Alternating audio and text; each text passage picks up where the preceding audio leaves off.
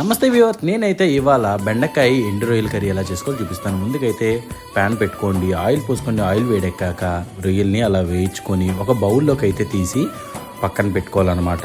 So అదే నూనెలో తర్వాత కట్ చేసి పెట్టుకున్న ఆనియన్, మిర్చి, కరివేపాకు వేసుకొని దోరగా వేయించుకొని లైట్గా అయితే పసుపు వేసుకోండి. తర్వాత మిక్స్ చేసుకొని తాలింపు రెడీ అయ్యాక దాంట్లో కట్ చేసి రెడీగా పెట్టుకున్న బెండకాయలను వేసుకొని మంచిగా అయితే వేయించుకోవాలన్నమాట. సో బాగా ఉప్పు వేసుకొని అలాగా మగ్గించుకోవాలి. మూత పెట్టుకొని